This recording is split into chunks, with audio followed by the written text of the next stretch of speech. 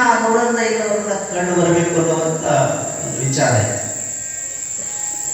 ಆ ರೀತಿ ಒಳಗ ತಪಸ್ವಿಗಳು ಮಲಹರನನ್ನ ಭಜಿಸಿ ಏನೆಲ್ಲ ಪಡ್ಕೊಂಡಿದ್ರಲ್ಲ, ಪಡ್ಕೊಂಡಿರ್ತಕ್ಕಂಥ ತಪಸ್ವಿಗಳ ತಪಸ್ಸಿನ ಫಲ ಏನಿರ್ತದ ಒಂದಿಲ್ಲ ಒಂದು ದಿವಸ ಕೆಲಸಕ್ಕೆ ಬರ್ತದ ಅನ್ನುವಂತ.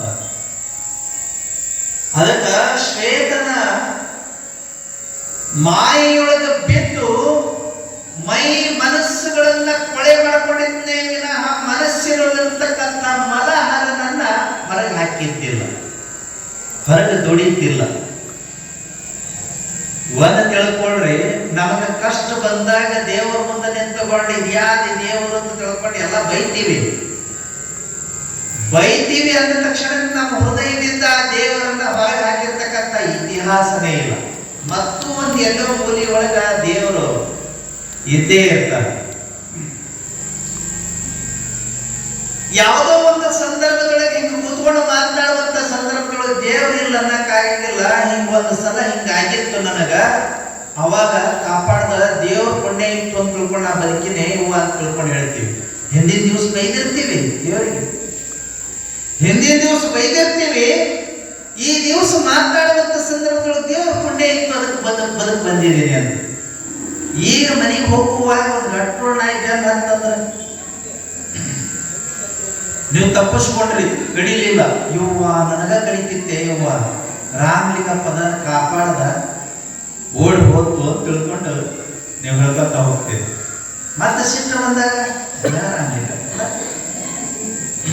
ಇರೋದ ಮನುಷ್ಯನ ಮನಸ್ಸ ಹಂಗ. ಅದಕ್ಕ ಶ್ವೇತನ ಮನಸ್ಸಿನೊಳಗ ಕಲ್ಮಶ ಇದ್ರೂ ಕೂಡ, ಮಾಯಾ ಪರಿಧಿ ಆವರಣ ಆಗಿದ್ರೂ ಕೂಡ ಭಗವಂತನನ್ನ ಮರೆತಿದ್ದಿಲ್ಲ. ಭಗವಂತನನ್ನ ಉಸಿರಿನಂತೆ ಭಜಿಸ್ತಾ ಇದ್ದವ. ಆ ಶ್ವೇತ ಒಂದು ದಿವಸ ಸೆಟ್ಲು ಗುಡುಗು ಮಳಿ ಜೋರಾಗಿ ಬರಕತ್ತೆ. ಬರುವಂತ ಸಂದರ್ಭದೊಳಗಾಗಿ ವೇಶ್ಯೆ ಹೇಳಿದಳು, ಹೋಗಿ ನನಗ ಮಲ್ಲಿಗೆ ಹೂವನ್ನ ತಗೊಂಡು ಕೊಡು ಅಂತ ಕೇಳಂತಂದಳು. ಅವ ಆಕೆ ಹೇಳಂತಂದ್ರೆ ಅದು ಬೇಕಾದ ಪ್ರಾಣನ ಹೋಗೋದಕ್ಕೆ ಏನ್ ಬೇಕಾಗೋದು ಹೋಗಿ ತಗೊಂಡ್ಬರೋದು ಅಂತ ತಿಳ್ಕೊಂಡು ಹೇಳಿ ಮಳಿ ಒಳಗನ ಹೋದ. ಅವಾಗೇನು ಮಾರ್ಕೆಟ್ ಇರಲಿಲ್ಲ. ಮಾರ್ಕೆಟ್ಗಳಿಗೆ ಹೋಗಿ ₹1 ಮಲ್ಲಿಗೆ ಹೂ ಕೊಡ್ರಿ ಅಂತಲ್ಲ. ಯಾರ ತೋಟದೊಳಗೆ ಹೋಗಿ ಮಲ್ಲಿಗೆ ಹೂ ಇರುವಂತ ಗಿಡಕ್ಕೆ ಹೋಗಿ ಅಲ್ಲಿಂದನ ಹರ್ಕೊಂಡು ಬರ್ಬೇಕು. ತೋಟಕ್ಕೆ ಹೋದ, ಮಲ್ಲಿಗೆಯನ್ನ ಹರಿಯುವಂತ ಸಂದರ್ಭದೊಳಗೆ ತೋಟದ ಮಾಲಕ ನೋಡಿಬಿಟ್ಟ. ತೋಟದ ಮಾಲಕ ನೋಡದವನೇ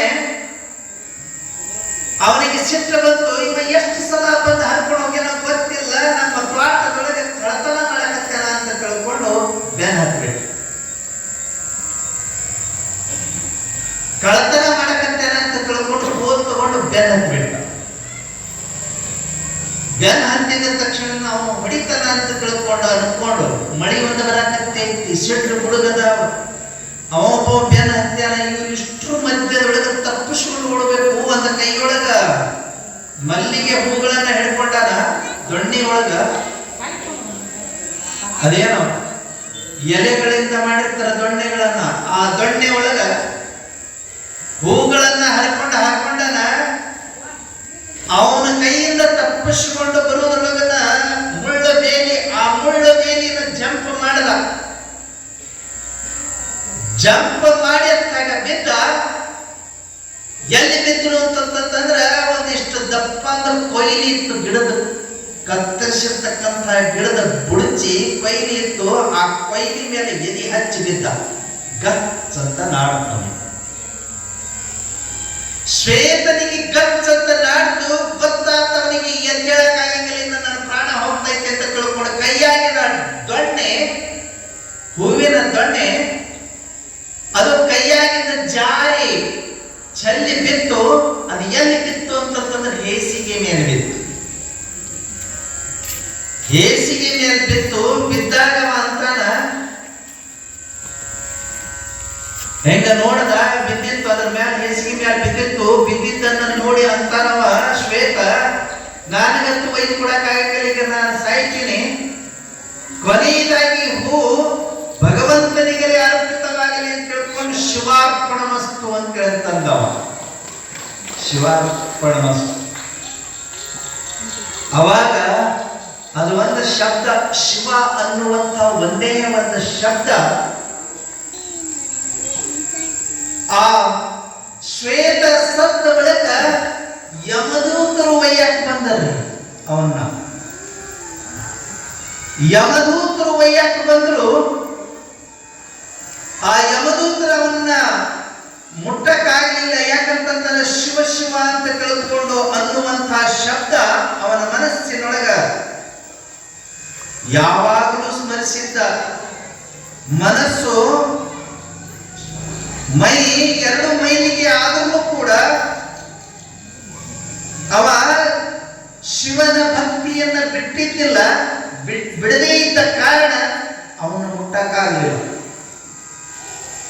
ಹೊಳ್ಳಿ ಹೋಗಿ ಯಮನಿಗೆ ಹೇಳಿದರು, ದೂತರು ಯಮನಿಗೆ ಹೇಳಿದರು, ಶ್ವೇತ ಅನ್ನುವಂತ ವಿಪ್ರ ಬ್ರಾಹ್ಮಣ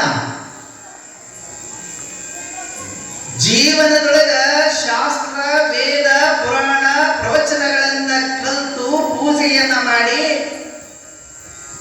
ನಿಷ್ಠೆಯಿಂದ ಗುರುಭಕ್ತಿಯನ್ನ ಇಟ್ಟುಕೊಂಡು ಶಿವಭಕ್ತಿಯನ್ನ ಇಟ್ಟುಕೊಂಡು ಜೀವನವನ್ನ ಮಾಡತಕ್ಕಂಥವ ಒಬ್ಬ ವೇಶ್ಯೆಯ ಸಂಘದಿಂದ ಹರಿಜನ ಕೇರಿಯನ್ನ ಹೊಕ್ಕು ಆಕೆಗೋಸ್ಕರ ಹೂತರ್ಲಿಕ್ಕೆ ಹೋದಾಗ ಹಿಂಗ ಸತ್ತು ಹೋಗ್ಯಾನ. ಅವನ ತಗೊಂಡು ಬರಕ್ ಹೋದ್ರ ಮುಟ್ಟಕ್ಕಾಗಲಿಲ್ಲ ಅವನಿಗೆ ಅಂತ ತಿಳ್ಕೊಂಡು ಹೇಳಿದ್ರು. ಅವಾಗ ಯಮ ಇಷ್ಟೆಲ್ಲ ಪಾಪ ಮಾಡಿರ್ತಕ್ಕಂಥ ಮನುಷ್ಯ ಅದಾನ ಅಂತ ಹೇಳಿದಂದ್ರ ಅವನ ನೀವ್ ಹೆಂಗ ತಗೊಂಡು ಬರೋದನ್ನ ಬಂದಿರಿ, ನಾ ಹೋಗಿ ತಗೊಂಡು ಬರ್ತೀನಿ ಅಂತ ತಿಳ್ಕೊಂಡು ಬಂದ. ತಾನೇ ಬಂದು ಪಾಶವನ್ನ ಒಗೆದ ಅವನ ಜೀವವನ್ನ ಎಳ್ಕೊಂಡು ಹೋಗಬೇಕು ಅಂತ ತಂದಾಗ ಶಿವದೂತರು ಬಂದರಲ್ಲಿ. ಶಿವದೂತರು ಬಂದು ಆ ಯಮನನ್ನ ತಡೆದು ಹೇಳ್ತಾರ, ಜೀವನದೊಳಗ ಅವನು ತಪ್ಪು ಮಾಡಿರಬಹುದು, ಆದ್ರ ಕೊನೆಯ ಕ್ಷಣದೊಳಗ ಅಂತೆ ಯಾಮತಿ ಸಾಗತಿ ಅಂತ ಹೇಳ್ಕೊಂಡು ಹೇಳ್ತಾರೆ. ಅದಕ್ಕ ಒಂದು ಕಾಲಕ್ಕೆ ಸಾಯುವಂತ ವ್ಯಕ್ತಿಗೆ ಗಂಗಾಜಲ ಬಾಯಿಯೊಳಗೆ ಹಾಕ್ಬೋದು, ಮತ್ತ ಅವನ ಪಕ್ಕದಾಗ ಕೂತ್ಕೊಂಡು ಸ್ತೋತ್ರಗಳನ್ನ ಮಾಡೋದು, ಮತ್ತು ಅವನಿಗೆ ಭಜನೆ ಮಾಡಕ್ ಹೇಳೋದು. ಸಾಯೋ ತನಕ ನಿನ್ನ ಮನಸ್ಸಿನೊಳಗ ನಿನಗ ಉಚ್ಚಾರಣೆ ಬರಲಿಲ್ಲ ಅಂತಂದ್ರೂ ಶಿವ ಶಿವ ಅನ್ಕೊಂತ ಇದು ಒಂದು ತಿಳ್ಕೊಂಡು ಹೇಳೋದು, ಇದು ಮಾಡ್ತಿದ್ರು ಒಂದು ಕಾಲ. ಈಗ ಅದು ಬದಲಿ ಆಗ್ತದೆ. ಸತ್ತ ಬಳಿಕ ಸಾಯ ಟೈಮ್ಗಳು ಭಜನೆ ಹಚ್ಚಬೇಕಾಗಿತ್ತು, ಸತ್ತ ಬಳಿಕ ಭಜನೆ ಹಚ್ತಾರ್ರಿ. ಅದು ಹೋಗ್ತು ಈ ಕ್ಯಾಸೆಟ್ ಹಾಕಿ ಇನ್ಸ್ಪೆಕ್ಟ್ ಆಡಕ್ ಕೊಂಡಿರ್ತಾರೆ. ಅದು ಸತ್ಯದ್ದು ಅದ ಮಾಡಿರ್ತಾ ಇದ್ದೀವಿ ಜೀವನ ತುಂಬೆಲ್ಲ. ಅದಕ್ಕೋಸ್ಕರವಾಗಿ ಮನುಷ್ಯ ಇರುವಂತ ಸಂದರ್ಭದೊಳಗನೆ ಭಗವಂತನನ್ನ ಧ್ಯಾನಿಸಬೇಕು ಅನ್ನುವಂಥ ವಿಚಾರ. ಒಬ್ಬವ ರಮಣರ ಹತ್ರ ಹೋದನಂತ. ಮಹರ್ಷಿ ರಮಣರು ಈ ತಮಿಳುನಾಡಿನೊಳಗ ತಿರುಚನಾಪಳ್ಳಿ ಅನ್ನೋ ಒಂದು ಊರೈತಿ. ಅಲ್ಲಿ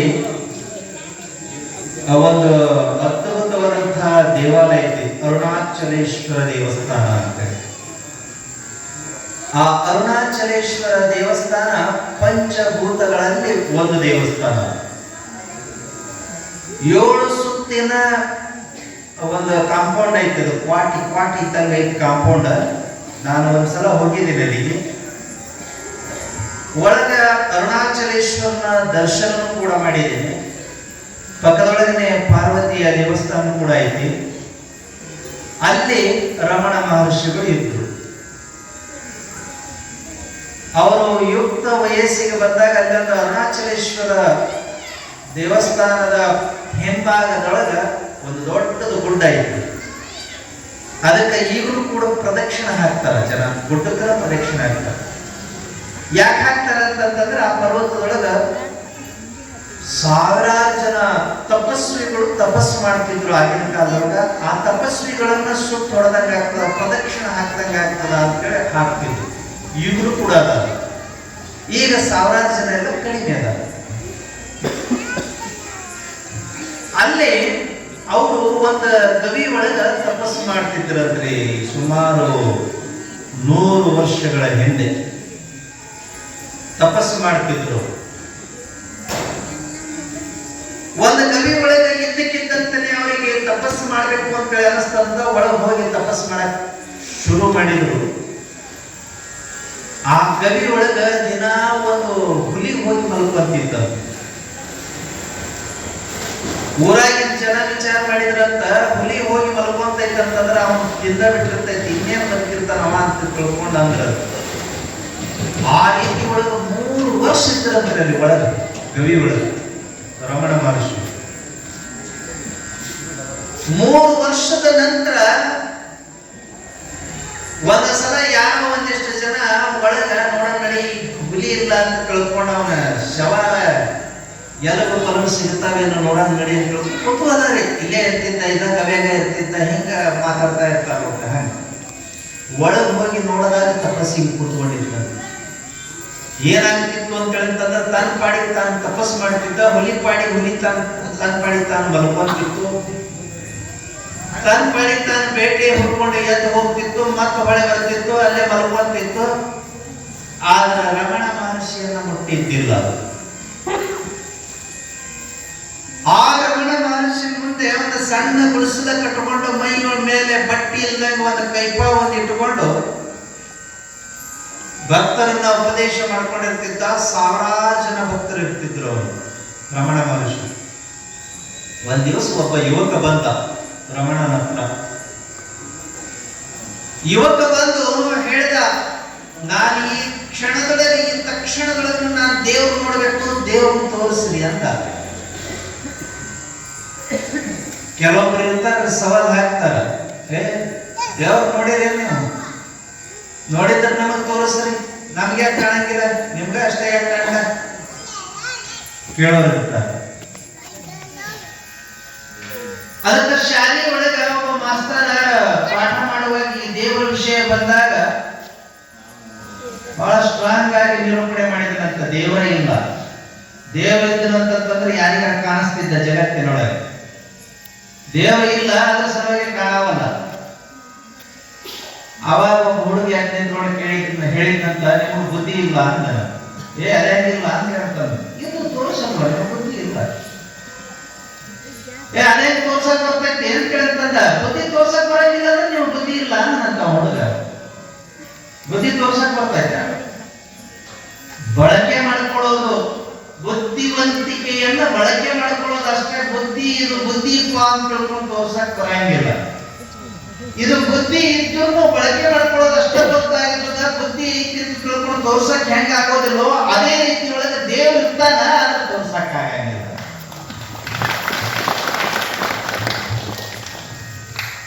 ಹಾಲಿನೊಳಗ ತುಪ್ಪ ತೋರ್ಸಕ್ ಆಗಂಗಿಲ್ಲ. ಅದು ಕ್ರಿಯೆಗಿಳಿದು ಹಲವಾರು ಘಟ್ಟಗಳನ್ನ ದಾಟಿ ಅದನ್ನ ಕಾಸಿದ ಬಳಿಕ ತುಪ್ಪ ಹೇಗೆ ಬರ್ತದೋ ಆ ರೀತಿ ಒಳಗೆ ನಮ್ಮ ಮನಸ್ಸುಗಳನ್ನ ಕ್ರಿಯೆಗಿಳಿಸಿ ಆ ಘಟ್ಟದೊಳಗ ಹಲವು ಘಟ್ಟಗಳನ್ನ ದಾಟಿ ದಾಟಿ ಹೋದ ಬಳಿಕ ಅದು ಅನುಭವಕ್ಕೆ ಬರ್ತದ.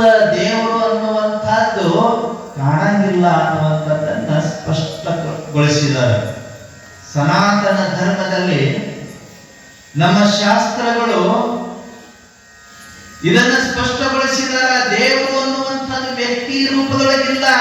ಅದು ಹೆಣ್ಣು ಅಲ್ಲ, ಅದು ಗಂಡು ಅಲ್ಲ, ಅದು ನಪುಂಸಕನೂ ಅಲ್ಲ. ದೇವರು ಅಂತ ಹೇಳಂತಂದ್ರೆ ನಿರಾಕಾರ, ನಿರಂಜನ, ನಿರುಪಮ, ಅಪ್ರತ್ಯಯ, ಅನಾದಿ, ಅನಂತ. ಆ ದೇವರನ್ನ ಜಗತ್ತು ವ್ಯಾಪಕದೊಳಗ ನೋಡ್ಬೇಕು ಅಂತ ಹೇಳ್ತಂತಂದ್ರೆ ಮನಸ್ಸಿನ ಕಿಟಕಿಗಳನ್ನ ತೆಗಿಬೇಕೇ ವಿನಃ ಅವನ ಕಣ್ಣಿನ ಕಿಟಕಿಗಳನ್ನ ತೆಗಿಬೇಕಾದಂತ ಅವಶ್ಯಕತೆ ಇಲ್ಲ. ಅದಕ್ಕ ನಾನು ಮನೆ ದಿವಸ ಹೇಳುವಾಗ ಹೇಳಿದ್ದೀನಿ, ಅದಕ್ಕ ಈ ಜಗತ್ತಿನಲ್ಲಿ 4,000ಕ್ಕಿಂತ ಹೆಚ್ಚಿಗೆ ಧರ್ಮಗಳದವ. ಯಾವ ಧರ್ಮದವರಿಗೆ ಭಗವಂತನನ್ನ ನೋಡಕ್ಕಾಗಿದೆ? ದೇವರು ಅದನ ಅನ್ಕೊಂತನ ಬಂದ್ರೆ ವಿನಃ ಇದೇ ದೇವರು ಅಂತ ತಿಳ್ಕೊಂಡು ಹೇಳೋರು ಯಾರು ಇಲ್ಲ. ನಾನು ಅದಕ್ಕೆ ಹಿಂದೊಂದ್ಸಲ ಹೇಳಿದೆ, ಗುದ್ದಾಡಿ ಪಾಳ್ಯಕ್ಕೆ ನಿಂತುಕೊಂಡು ನೀ ಮುಂದೆ ಸರಿ ನಾ ಮುಂದೆ ಸರಿ ಅಂತ ತಿಳ್ಕೊಂಡು ಆ ದೇವರು ಅಂತ ನಾವೇನ್ ಕರಿತೀವಿ, ಕಲ್ಲು ವಿಗ್ರಹದ ಮುಂದೆ ಹೋಗಿ ನಿಂತ್ಕೊಂಡಾಗ ಕಣ್ಣು ಮುಚ್ಚಿಬಿಡ್ತೀವಿ.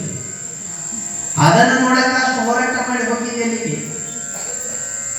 ಆ ದೇವರು ಒಳಗೆ ಗರ್ಭಿಣಿ ಒಳಗೆ ಅದನ್ನ, ಮೂರ್ತಿ ಒಳಗೆ ಅದನ್ನ, ಬಹಳ ಚಂದ ಐತಿ ಮೂರ್ತಿ ಅಂತ ತಿಳ್ಕೊಂಡು ಅಷ್ಟು ಹೋರಾಟ ಮಾಡಿ ಎಲ್ಲರನ್ನ ಹಿಂದಕ್ಕೆ ತಳ್ಳಿ ನೀವು ಮುಂದಕ್ಕೆ ಹೋಗಿದಿ. ಅಲ್ಲಿ ಹೋಗಿ ಮುಂದೆ ನಿಂತ ಒಳಗೆ ಯಾಕೆ ಕಣ್ಣು ಮುಚ್ಚಿ ಬಿಡ್ತೀರಿ? ಯಾಕೆ ಕಣ್ಣು ಮುಚ್ಚಿ ಬಿಡ್ತೀವಿ ಅಂತ ಹೇಳ್ತಂದ್ರೆ, ಇದು ದೇವರು ನಿರಾಕಾರ ಅಂತ ಕಣ್ಣು ಮುಚ್ತೀವಿ. ಇದು ದೇವರಲ್ಲ, ಇದು ದೇವರು ನಿರಾಕಾರ. ನಾವು ಇಲ್ಲಿ ಕುಂತಂತ ಸಂದರ್ಭದೊಳಗ ಮೇಲಿಂದ ಒಂದು ಹಾವು ನಿಂತ ತಿಳ್ಕೊಳ್ರಿ, ಬೆಳಕಿಲ್ಲ ತಿಳ್ಕೊಳ್ರಿ. ಅದು ಯಾರಿಗೂ ಕಡಿಲಿಲ್ಲ, ಹಂಗ ಓಡಿ ಹೋಗು ಅಂತ ಹೇಳಂತಂದ್ರ ಯಾರ ಹತ್ರ ಬಿದ್ದಿರ್ತದ, ಯಾರ ಮ್ಯಾಲ ಬಿದ್ದಿರ್ತೈತಿ ಅವ್ರಂತಾರ ದೇವ ದೊಡ್ಡವ್ರಿ. ನನ್ನ ಯಾರ ಕೈ ನೋಡ್ರಿದು ದೇವ ದೊಡ್ಡವ್ರಿ ಅಂತ ಅನ್ನಂಗಿಲ್ಲ, ದೇವ ದೊಡ್ಡವ್ರಿ. ಮ್ಯಾಲ ಮಾಡ್ತೀವಿಲ್ಲ ಅಂದ್ರೆ ಅದು ನಿರಾಕಾರ ಸಿಕ್ಕಿಲ್ಲ. ಮ್ಯಾಲ ಏನೈತಿ? ಆಕಾಶ ಐತಿ, ನಿರಾಕಾರ ಐತಿ. ಅದಕ್ಕೆ ಆಕಾಶದ ಕಡೆಗೆ ಕೈ ಮಾಡ್ತೀವಿ, ಅದು ನಿರಾಕಾರ. ಈ ಜಗತ್ತನ್ನ ತನ್ನ ನಿಯಂತ್ರಣದೊಳಗೆ ಇಟ್ಕೊಂಡೈತಿ. ಜಗತ್ತನ್ನ ತನ್ನ ಹ್ಯಾಂಗ ಬೇಕು ಹಂಗ ನಿರೂಪಣೆ ಮಾಡಕತ್ತೈತಿ, ನಡೆಸಾಕತ್ತೈತಿ. ಒಂದಿಷ್ಟು ಜನ ಹಿಂದೂಗಳನ್ನ ಮಾಡೈತಿ, ಒಂದಿಷ್ಟು ಜನ ಆ ಜಾತಿ ಈ ಜಾತಿ ಅಂತ ಮಾಡೈತಿ, ಒಂದಿಷ್ಟು ಜನ ಆ ಧರ್ಮ ಈ ಧರ್ಮ ಅಂತ ಮಾಡೈತಿ. ಏನೇನೋ ಮಾಡಿ ಆಟ ಆಡ್ಸಕತ್ತೈತಿ. ಆ ಭಗವಂತನ ಕೈ ಬಂದಿ ನಾವಾಗಿವೆ. ಅದಕ್ಕ ಸೂತ್ರಧಾರವ ಅಂತ ಕರೆದರು, ಪಾತ್ರಧಾರಿಗಳು ನಾವೆಲ್ಲ ಅಂತ ಕರೆದರು. ನಂದೊಂದು ಪಾತ್ರ ಐತೆ, ಅದರೊಳಗೆ ಸ್ವಾಮಿ ಆಗೋ ಪಾತ್ರ ನಂದು.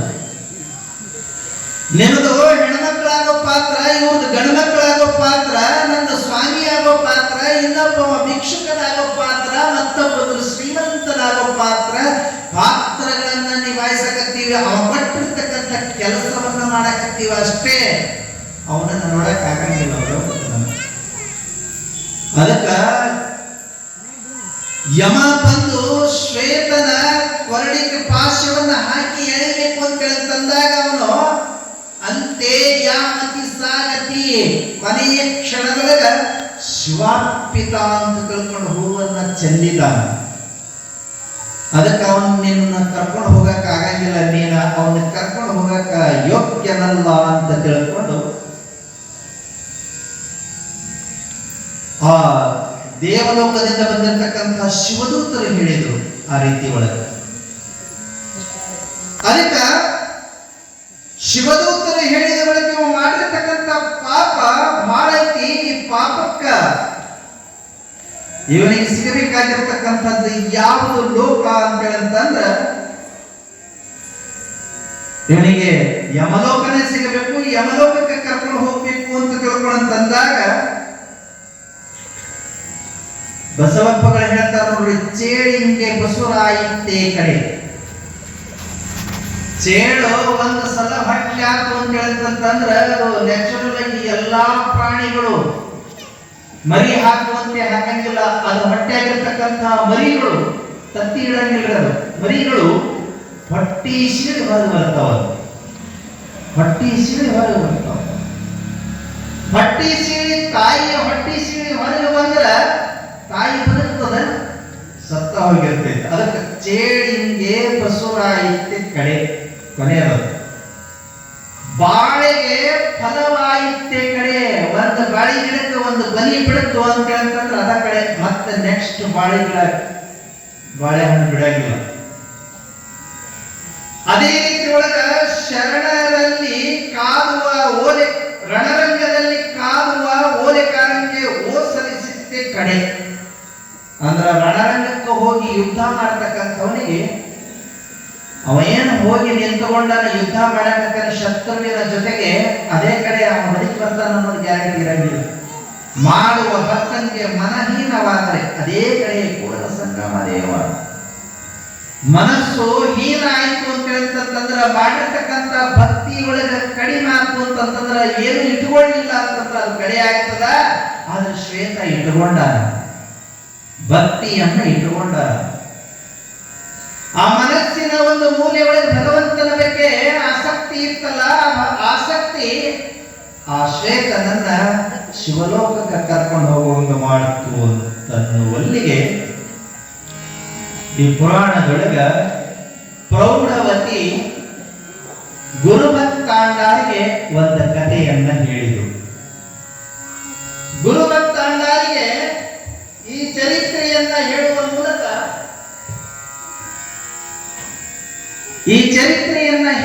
ಮೂಲಕ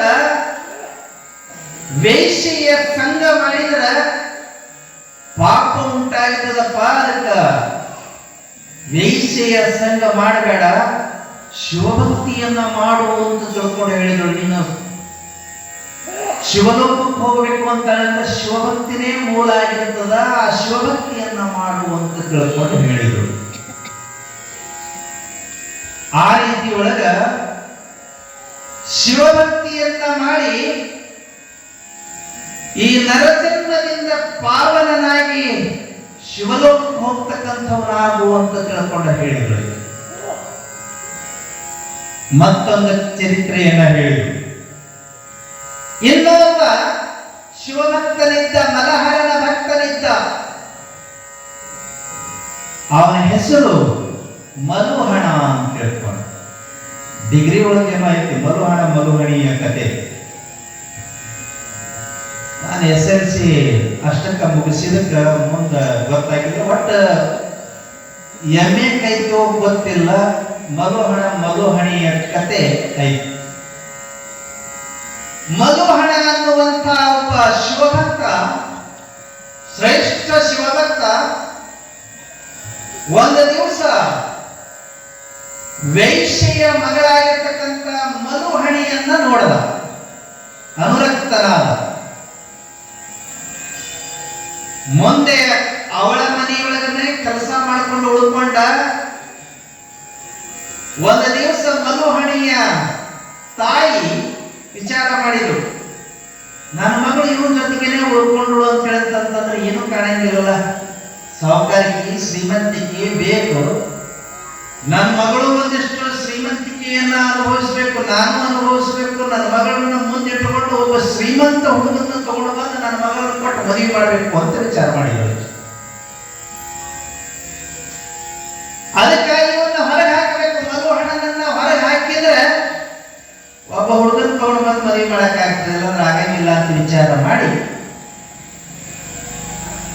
ಮಲುಹಣಿಯ ತಾಯಿ ಒಂದು ದಿವಸ ಈ ಮಲುಹಣನನ್ನ ಕರೆದು ವಿಪರೀತವಾಗಿ ಹೀಯಾಳಿಸಿದ್ರು. ನೀನ್ ಹಂತಕ್ಕೆ ಏನೈತಿ, ಕೂಳಿಗಾಗಿ ನಮ್ಮ ಮನೆಯಾಗಿ ನಿಂತಿದ್ದಿ, ₹1 ದುಡಿಮಿಲ್ಲ, ₹1 ರೊಕ್ಕ ಇಲ್ಲ, ನಾವು ಹಾಕಿ ಮಾಡಿದ್ದ ತಿಂದ ಅಡ್ಡಾಡ್ತಿ, ₹1 ದುಡಿಯೋ ತಾಕತ್ತಿಲ್ಲ ಅಂತ ತಿಳ್ಕೊಂಡು ಹಿಂಗೆಲ್ಲ ಬೈದ್ರು. ನೀ ಪಂಡಿತನಾದ್ರೇನು, ಶಾಸ್ತ್ರ ಬಲ್ಲಂತವನಾದ್ರೇನು, ನಿನಗೆ ವೇದಗಳು ಗೊತ್ತಿದ್ರೇನು, ಶಾಸ್ತ್ರಗಳು ಗೊತ್ತಿದ್ರೇನು, ಪುರಾಣ ಗೊತ್ತಿದ್ರೇನು, ₹1 ದುಡಿತೇನು ನೀನು ಅಂತ ತಿಳ್ಕೊಂಡು ಸಿಕ್ಕಾಪಟ್ಟೆ ಬೈದ್ರು. ಬೈದಿನ ಕಾವ ಬೇಜಾರು ಮಾಡ್ಕೊಂಡು ನಾನು ನಿನ್ನ ಮನೆಯೊಳಗೆ ಇರಬಾರ್ದಲ್ಲ, ಹೋಗ್ತೇನೆ ಅಂತ ತಿಳ್ಕೊಂಡು ಬಿಟ್ಟು ಹೋದ.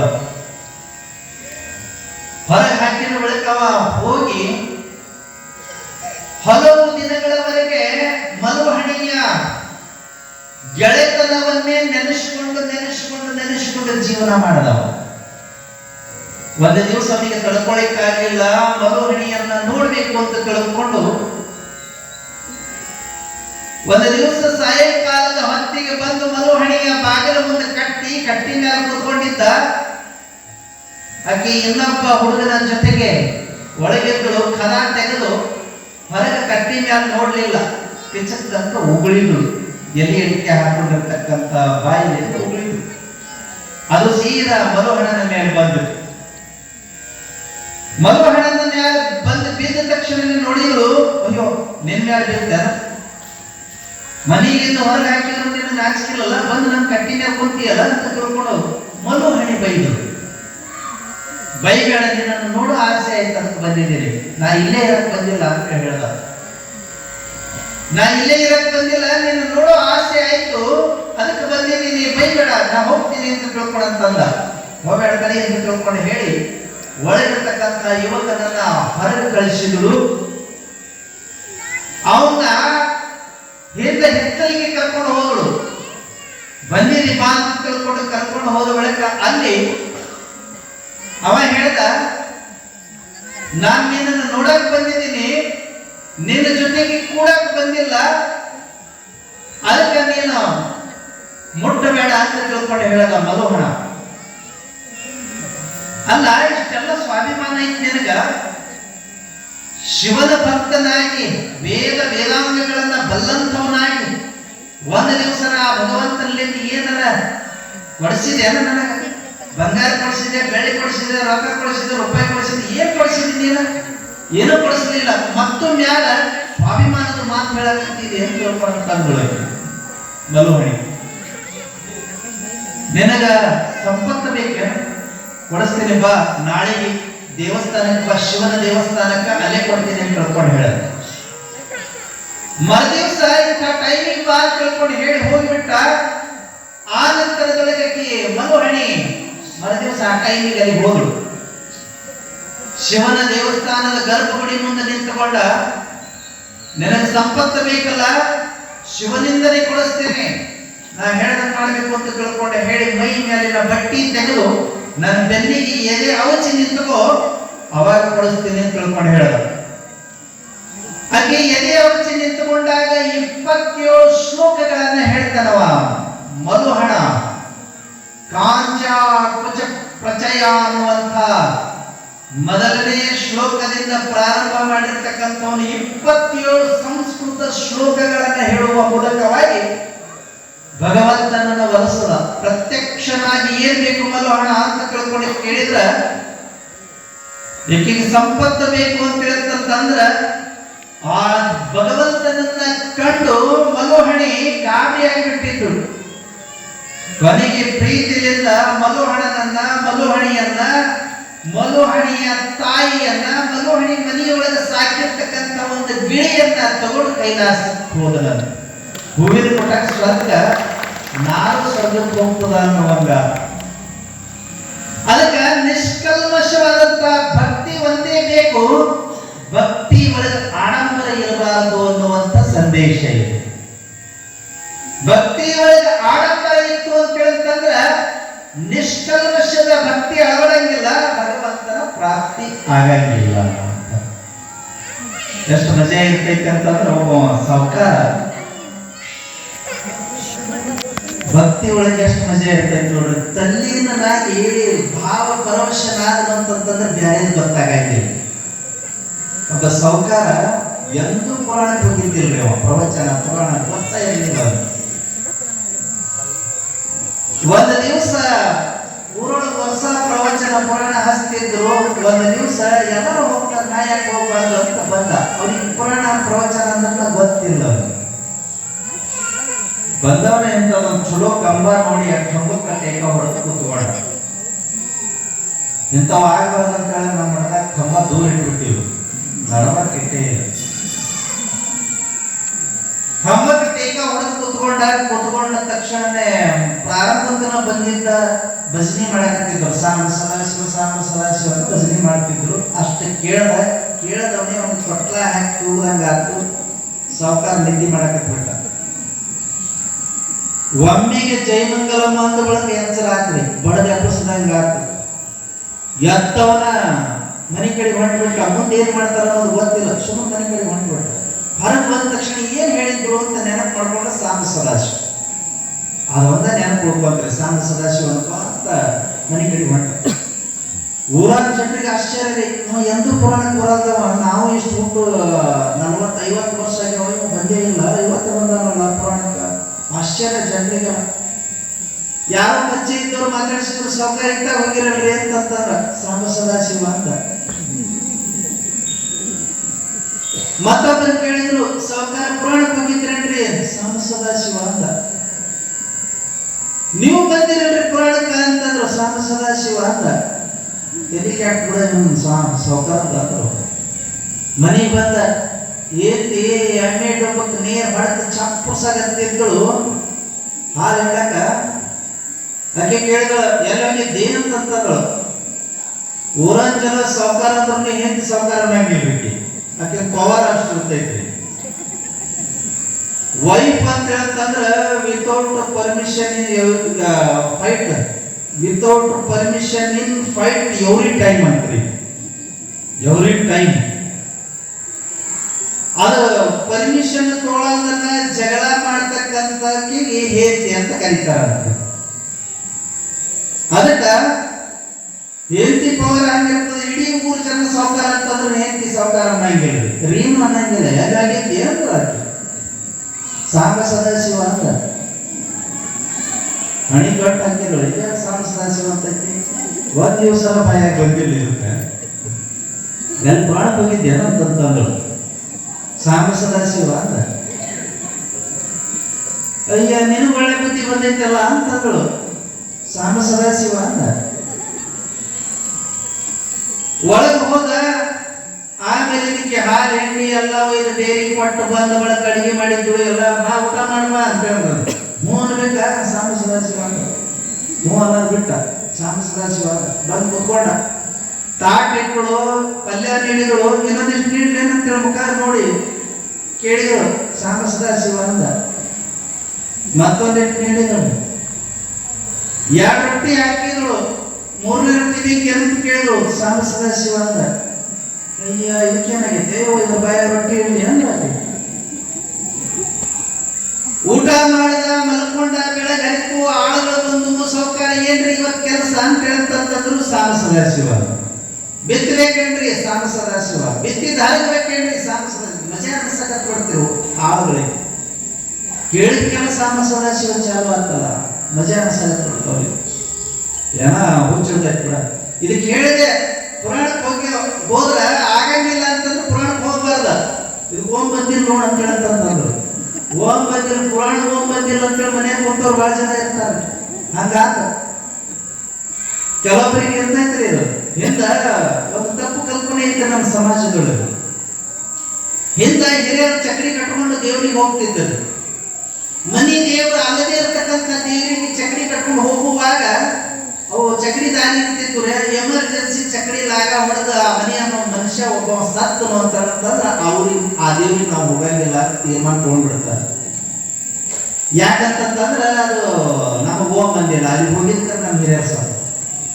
ಅದು ಮುಂದೆ ಹಿರಿಯರ್ ಸತ್ತಿದ್ದು ನೆನಪು ಹೋಗ್ಬಿಡ್ತೈತ್ರಿ. ನಮ್ಮ ಮನೆಯಾಗ ಯಾರು ಹೋಗಿಲ್ರಿ ಅಲ್ಲಿ, ನಾವು ಹೋಗಂಗ ಇಲ್ರಿ.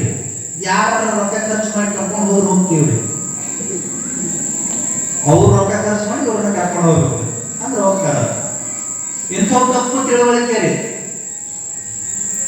ಅದ ದೇವಸ್ಥಾನದೊಳಗೆ ಗೌರ್ಮೆಂಟ್ ಅಂಡರ್ನೊಳಗಿರುವಂತ ಅದ ದೇವಸ್ಥಾನದೊಳಗೆ ನಿಮ್ ಮಗನಿಗೆ ನೌಕರಿ ಬಂತು ಅಂತಂದ್ರೆ ಏನ್ ಮಾಡ್ತೀವಿ? ನಿಮ್ ಮಗನಿಗೆ ನೌಕರಿ ಬಂತು ಅಂತಂದ್ರೆ ಏನ್ ಮಾಡ್ತೀರಿಪ್ಪ?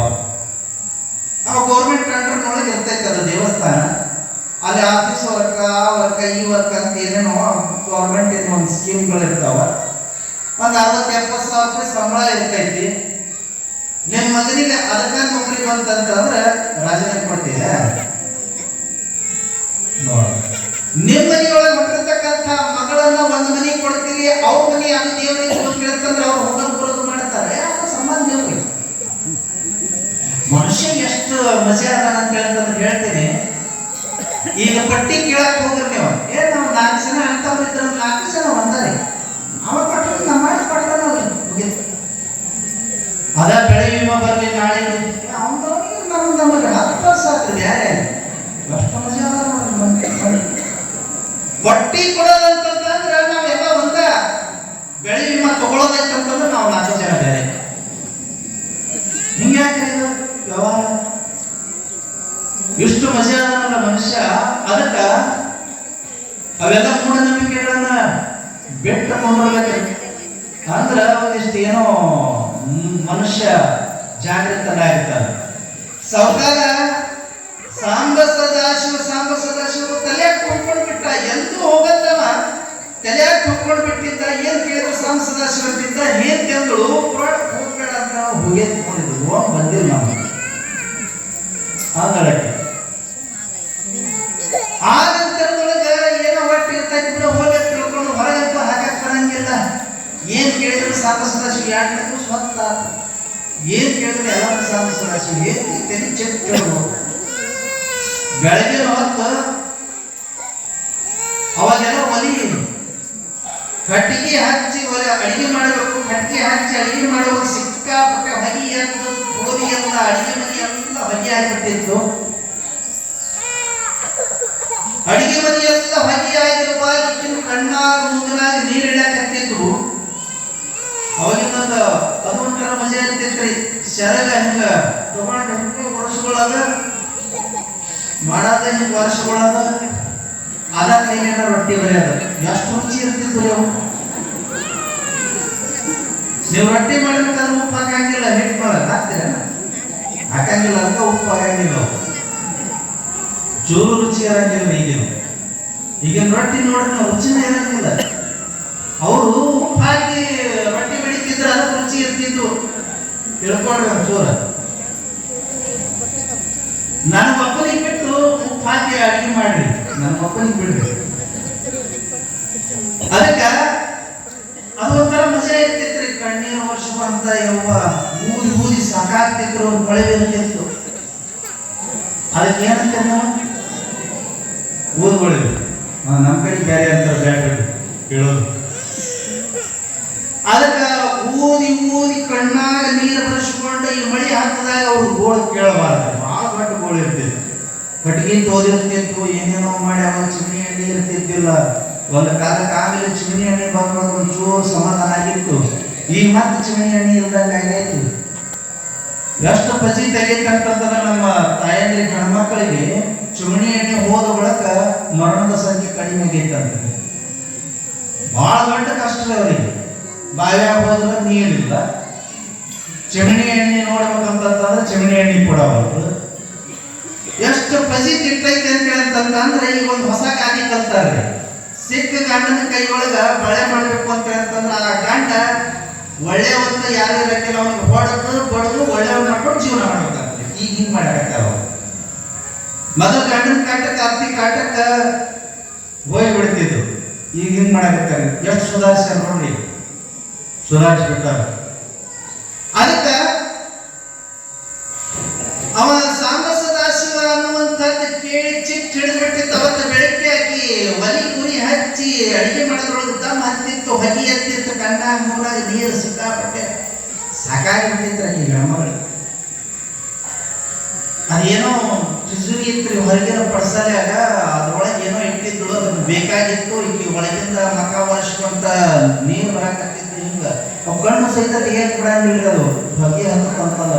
ಹೆಂಗ್ ಮಾಡ್ಕೊಂಡು ಬಂದು ಅವ ಅದ ಸ್ನಾನ ಮಾಡಿ ಅತ್ತಾಗ ಮಕ ಮಾಡಿ ದೋತ್ರ ಹುಡುಗ ಅಂತ ನಿಂತ್ಕೊಂಡಿದ್ರಿ ಪಾಪ ಪ್ರಾಣಿ. ಹೀಗೆ ಬಂದಕ್ಕಿನ ರೀ ಕಿಸುರಿ ಕೀಲಿ ಕೈಯಲ್ಲಿ ಐತಿ ಅಂತ ಕೇಳಿದಳು. ಸಾಂಬ ಸದಾಶಿವ ಅಂದ. ಸುತ್ತ ಬಂದ್ಬಿಡ್ತ್ರೆ ಗಂಟಲು ಸ್ವತ್ತ ನೋಡಕತ್ತೀನಿ. ಅನುವಿಲ್ಲ ತನುವಿಲ್ಲ, ಮನೆಯಾಗಿಂದ ನಮ್ಮ ಸಮಸ್ಯೆ ಏನಾಗ್ಯಾವ. ಅದೊಂದು ಬಲಿ ಹತ್ತವಲ್ದು, ಸಿಕ್ಕಾಪಟ್ಟೆ ಕಣ್ಣಾಗ ನೀರು ಬರಕತ್ತಾವ. ಇವ್ನು ಕೇಳಿದ್ರೆ ಸಾಂಬ ಸದಾಶಿವ ಅಂತಾನೆ. ಅನ್ನತ್ರ ಏನಂತ ಕೈ ಹಾಕಿ ನೋಡು, ಒಣಕಿನ ಸಿಕ್ಬಿಡು.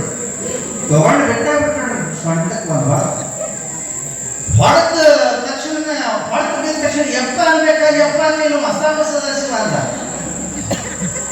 ಮತ್ತೆ ಸಾಂಬ ಸದಾಶಿವ ಅಂತ ಯಾರು ತಿಳ್ಕೊಂಡು ಹಿಂಗೆ ಒಣಕಿ ಹಿಂಗೆ ಎತ್ತಕ್ಕೆ ಹೋದ್ರಿ. ಹೊಡೆದಿದ್ದಳಲ್ಲ ಹಿಂಗ ಒಣಕಿ ಹಿಂಗೆ ಎತ್ತಕ್ಕೆ ಹೋದ್ರು. ಮುಖದ ಮುಂದಿನ ಹಿಂಗೆ ಹೋಗ್ಬೇಕಲ್ಲ, ಲಕ್ಷ ಕೆರೆ ಕರೆಯದಿರ್ತಕ್ಕಂಥ ಒಣಕಿ ಮೇರಿ ಹಂಚಾಕತ್ತೈತಿ. ಇದ್ಯಾಕೆ ನಿಂತದ ಅಂತ ಹಿಂಗೆ ನೋಡಿದಳು. ಬಂಗಾರ ಇರುತ್ತೆ ಹೂವು ಅಂಗಳಕ್ಕೆ. ನನ್ನ ಗಂಡ ದೇವರಾಗಿಬಿಟ್ಟಾನ ಅಂಗಳು. ಒಣಕಿ ನೆಲಕ್ಕೆ ಇಟ್ಟಕ್ಕೆ ಸಾಷ್ಟಾಗ ಹಾಕಿರ. ಪ್ರಯೋಗ ಮಾಡೀರಿ ಮತ್ತೆ ನೀವು. ಓಸು ಮಂದಿ ಹೆಣ್ಮಕ್ಳು ಮಠದಾಗ ಬಂದ್ಕೊಂಡಿರ್ತಾರೆ. ಪ್ರಯೋಗ ಮಾಡಕ್ ಹೋಗ್ಬೇಡಿ.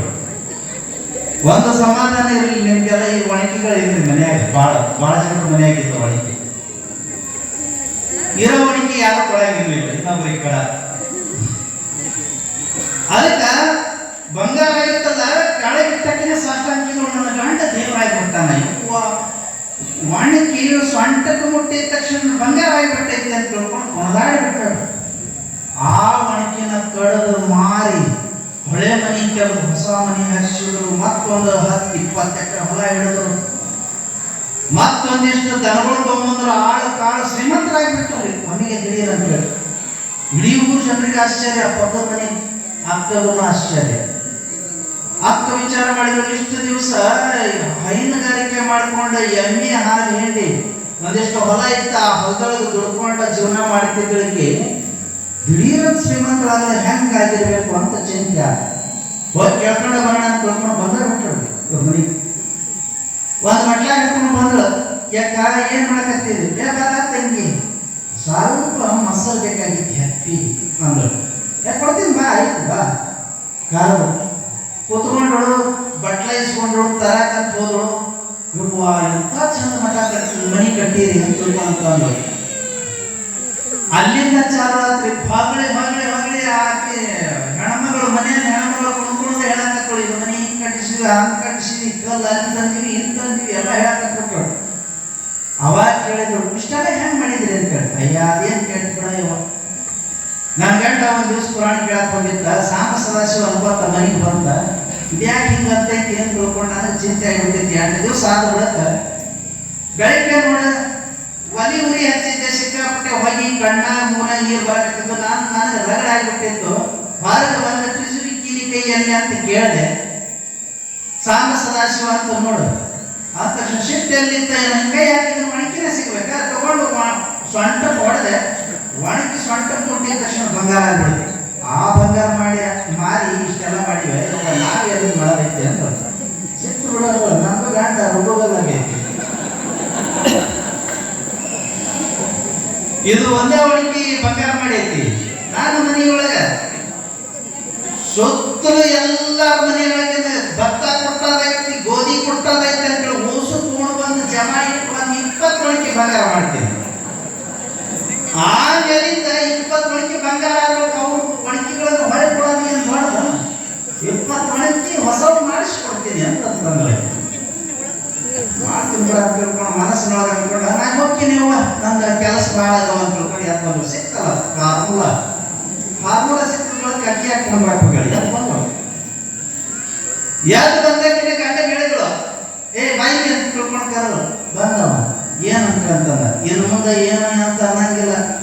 ಸಾಂಬ ಸದಾಶಿವಂಗ ಯಾಕೆ ಅನ್ಬ, ಯಾಕೆ ಅನ್ಬಾರ್ದ ಹಚ್ಕೊಡಿ ಸಾಂಬ ಸದಾಶಿವ ಅಂದಳು. ಸಾಂಬ ಸದಾಶಿವ ಅಂದ, ಇದನ್ನ ಕಂಟಿನ್ಯೂ ಮಾಡ್ಬೇಕು, ನಾ ಈ ಪರೀಕ್ಷೆ ಮಾಡ್ತೀನಿ ಅಂತಂದ್ರು. ಮಾಡಂತಂದ್ರು. ಮಾಡಬೇಡ ಸಾಂಬ ಸದಾಶಿವ ಅಂದ ಹೇಳ್ಕೊಟ್ರಿ. ಆಯ್ತು ಒಳಗೆ ಹೋಗ್ಬಿಡ್ರಿ, ಅಡಿಗೆ ಮನೆಗೆ ಬರ್ತೀನಿ, ಬಂದು ಪರೀಕ್ಷೆ ಮಾಡ್ತೀನಿ ಅಂತ ಹೇಳಂತಂದ್ರೊಳಗೆ. ಆಯ್ತು ಆಯ್ತು ಅಂಗಡ ಎಷ್ಟು ಸಲ ಹೇಳ್ತೀನಿ ಸಾಕಾಗ್ತೈತಿ. ಇವತ್ತಿನ ನೋಡಕ್ ತಿಳ್ಕೊಂಡು ಅಡಿಗೆ ಮನೆಯಾಗ ಹೋದಳು. ಅಡಿಗೆ ಮನೆಯೊಳಗೆ ಹೋಗಿ ಒಂದೆಷ್ಟು ಹೊಗೆ ಹಾಕಿದಳು. ಕಟ್ಟಿಗೆ ಪೇಪರ್ ಇರ್ತಾವ, ಹೊಗೆ ಹಾಕಿದಳು. ಮ್ಯಾಲ ಮುಖ ಹಿಡಿದ್ರು. ಈಗ ಮತ್ ಕಣ್ಣಾಗ ಮುಖ ನೀರು ಬರ್ಬೇಕಲ್ಲ. ಮುಖ ಹಿಡಿದ್ರು, ಕಣ್ಣಾಗ ಮುಖ ನೀರು ಬಂದ್ರು. ಕಣ್ಣೆ ನೋಡ್ಕೊಂಡ್ರು ಕರೆಕ್ಟ್ ಐತಿ ಅಂತ ಹೇಳಂತಂದ್ರು. ಹೊರಗೆ ಸ್ಟೈಲ್ ಬಂದ್ರು. ಟ್ರಿಜುರಿ ಕೀಲಿ ಕೈ ಎಲ್ಲೈತಿ ಅಂತ ಕೇಳಿದ್ರು. ಟ್ರಿಜುರಿ ಎಲ್ಲೈತಿ ಅಂದವ. ನಮ್ಮ ಮನೆ ಟ್ರಿಜುರಿನೇ ಇಲ್ಲ. ಅಯ್ಯ ನಿನ್ಗೆ ಎಷ್ಟು ಸಲ ಹೇಳ್ಬೇಕ, ಸಾಂಬ ಸದಾಶಿವ ಅನ್ನ ಎಲ್ಲರೂ ಸಾಂಬ ಸದಾಶಿವ ಅನ್ನ ಹೇಳ್ಕೊಟ್ಟಳು. ಆಯ್ತು ಈ ಸಲ ಬಾ ಅಂತ ಹೇಳ್ತಂದವ. ಮತ್ ಒಳಗೆ ಹೋಗ್ಬಿಡ್ರಿ. ಮತ್ತೊಂದಿಷ್ಟು ಹೊಗೆ ಮೇಲೆ ಮುಖ ಹಿಡಿದಳು. ಮತ್ತ ಸೀನ್ ಕಡಿಮೆ ಆಗ್ಬಾರ್ದಲ್ಲ, ಸೀನ್ ಕರೆಕ್ಟ್ ಇರ್ಬೇಕು. ಮತ್ ಕಣ್ಣಾಗ ಮೂನ ನೀರು ಬರಕತ್ತು. ಸೊಡ್ರು ಮಾಡ್ಕೊಂತ ಹೊರಗೆ ಸ್ಟೈಲ್ ಇಲ್ಲ ಬಂದ್ರು. ಟ್ರಿಜುರಿ ಕೀಲಿ ಕೈ ಎಲ್ಲಿ ಐತಿ ಅಂತಂದ್ರು. ಸಾಂಬ ಸದಾಶಿವ ಕರೆಕ್ಟ್, ಇದ ಕಂಟಿನ್ಯೂ ಮಾಡಿ, ನಾಳೆ ಬೆಳಿಗ್ಗೆ ಮುಗಿದ್ ನಿನ್ ಕೆಲಸ ಅಂದ್ರು. ಕಂಟಿನ್ಯೂ ಮಾಡಂತಂದ್ರು. ರಾತ್ರಿ ಮಲ್ಕೊಂಡ ಮರುದಿವಸ ಬೆಳಗ್ಗೆ ಹರಿದ ತಕ್ಷಣ ಒಂದ್ 20 ಮನೆ ಅಡ್ಡಾಡ. ಅಕ್ಕ ಭತ್ತ ಕೊಟ್ಟದೈತಿ ಒಣಗಿ ಕೊಡೋದು. ತಂಗಿ ಭತ್ತ ಕೊಟ್ಟದೈತಿ ಒಣಗಿ ಕೊಡು. ಸಣ್ಣ ತಗೊಂಡ್ಬರ್ಲಿ, ಉದ್ದುತ್ತ ಕಾಮನಾಗಿ ಇದ್ದಂತ ತಗೊಂಡು ಬಂದು ಮೂಲ್ಯಾಗ ಕೊಟ್ಟಿದ್ರಿ. ಇದು ಪಾಪ ಪ್ರಾಣಿ ಅಲ್ಲೇ ಅಡ್ಡಾಡ್ತೈತಿ ನೋಡಬಹುದು.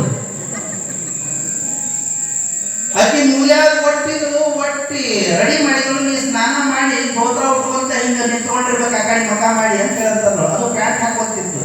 ನಾನು ಧೋತ್ರ ಉಟ್ಕೊಳಕ್ ಬರಂಗಿಲ್ಲ ಅಂತ ಹೇಳ್ತ ಈ ಅಸ್ಸಾಂ ಸದಾಶಿವನ್ನ.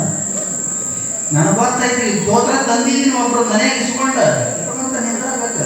ಯಾಕ ಆ ಮನೆಯೊಳಗೆ ಅಂತದ ಸೀನ್ ಇತ್ತು, ಹಂಗ ಮಾಡ್ಬೇಕು ಅಂದ್ರೆ ಬಂಗಾರ ಆಕೈತಿ, ಇಲ್ಲಾಂದ್ರೆ ಆಗಂಗಿಲ್ಲ.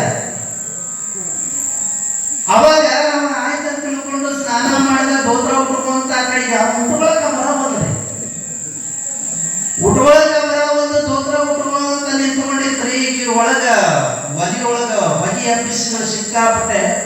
ಮಕ ಮ್ಯಾಲ ಹಿಡಿದು ನೀಟಾಗಿ ಕಣ್ಣಾಗ ಮೂಗ ಕಿವಿಯಾಗ ನೀರು ಬರುವಂಗ ಮಾಡ್ಕೊಂಡು ಹೊರಗೆ ಬಂದ್ರಿ.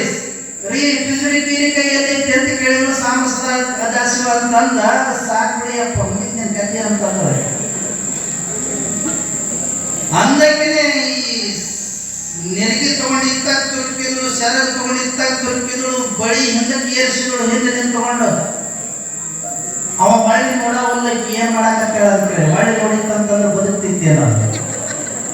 ಮಳೆ ನೋಡವಲ್ಲ ಪಾಪ ಮುಂದೆ ಮಾಡಿ ಅದಕ್ಕೆ ಧೋತ್ರ ಉಟ್ಕೊಳಕ್ ಬರಬಲ್ದು ಅದರೊಳಗೆ ನಾನು ಬೀಸಿ ಆಗಿಬಿಟ್ಟೈತಿ.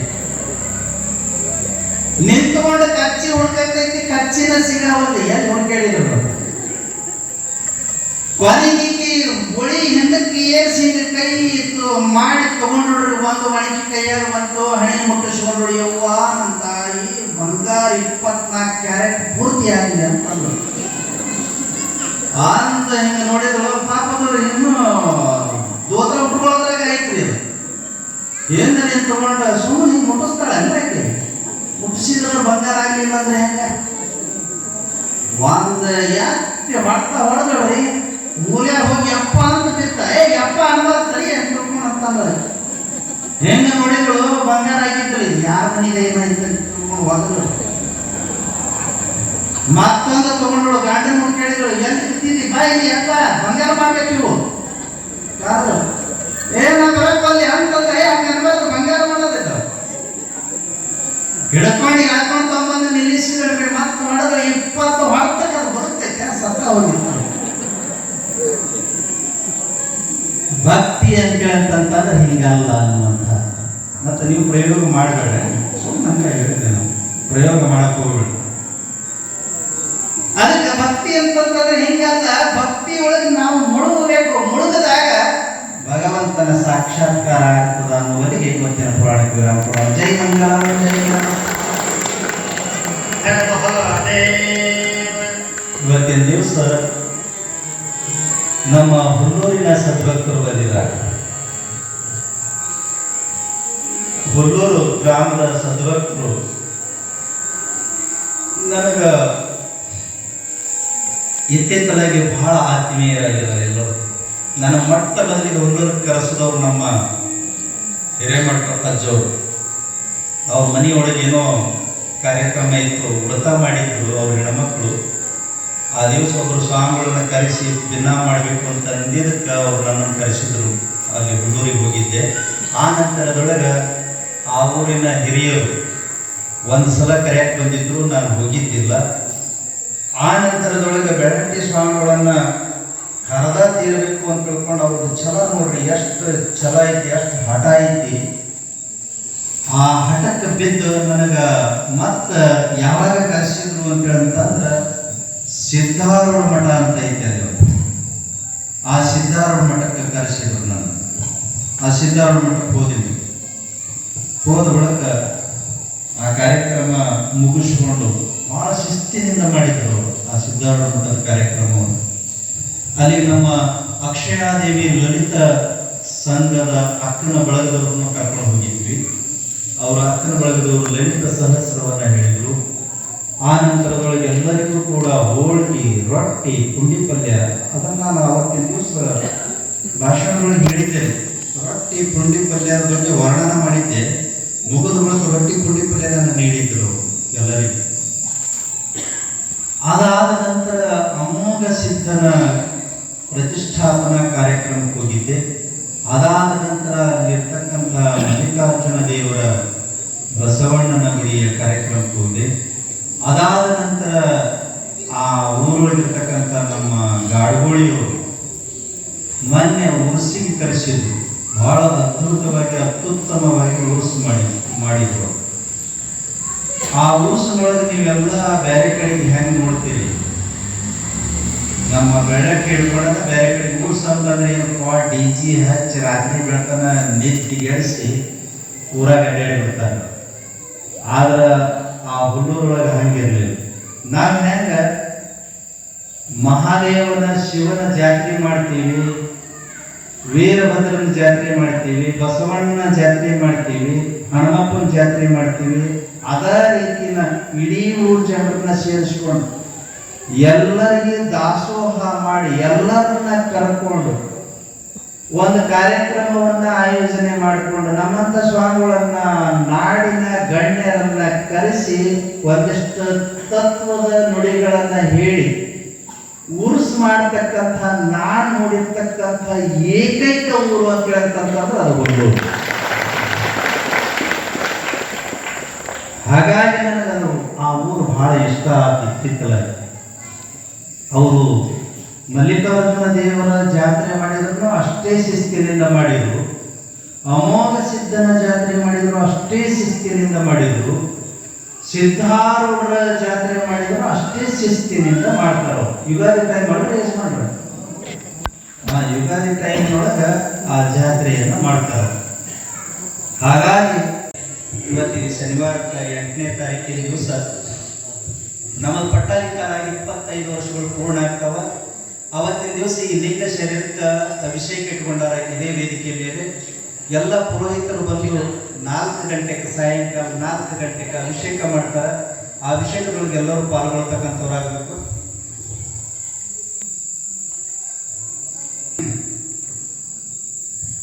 ಆ ನಂತರದಲ್ಲಿ 8ನೇ ತಾರೀಕು ನೆನಪಿನೊಳಗೆ ಇಟ್ಕೊಂಡ್ರೆ ಶನಿವಾರ ದಿವಸ ಸಾಯಂಕಾಲ 4 ಗಂಟೆಗೆ.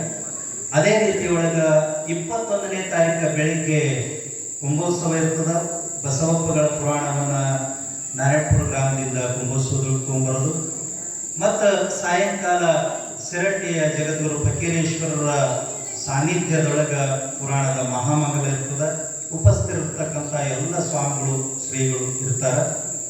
ಆ ನಂತರದಲ್ಲಿ 22ನೇ ತಾರೀಕು ಬೆಳಿಗ್ಗೆ ಮಂಟಪ ಪೂಜೆ ನೆರವೇರ್ತದೆ. 25 ಜನ ಪೂಜ್ಯರು ಬರ್ತಾರೆ. 25 ಮಂಟಪದೊಳಗ ಮುಹೂರ್ತಗೊಳಿಸಿ 25 ಜನ ಸೇವಾ ಮಾಡ್ತಕ್ಕಂಥ ಸೇವಾ ಭಾಗ್ಯವಂತರ ಕೈಯಿಂದ ಅಭಿಷೇಕ ನಡೀತೈತಿ. ಆ ನಂತರದಲ್ಲಿ ಸಾಯಂಕಾಲ ಸಮಾರೋಪ ಸಮಾರಂಭ ನಡೀತೈತಿ. ಅದಕ್ಕೆ ನಾಡಿನ ಎಲ್ಲ ಗಣ್ಯಮಾನ್ಯರು, ರಾಜಕೀಯ ಧುರೀಣರು ಎಲ್ಲರೂ ಬರ್ತಾರ ಅನ್ನುವಂಥ ಒಂದು ವರದಿಯನ್ನ ಹಳ್ಳಿಯ ಎಲ್ಲ ಭಕ್ತರಿಗೆ ತಿಳಿಸ್ತೀನಿ. ಆ ಹಣವನ್ನ ತಂದು ಸಂದಾಯ ಮಾಡಿರ್ತಕ್ಕಂಥ ಎಲ್ಲ ಊರಿನ ಗ್ರಾಮದ ಹಿರಿಯರಿಗೆ ಶುಭವನ್ನ ಕೋರೋಣ. ಜೈ ಮಂಗಲಂ, ಜೈ ನಮಃ.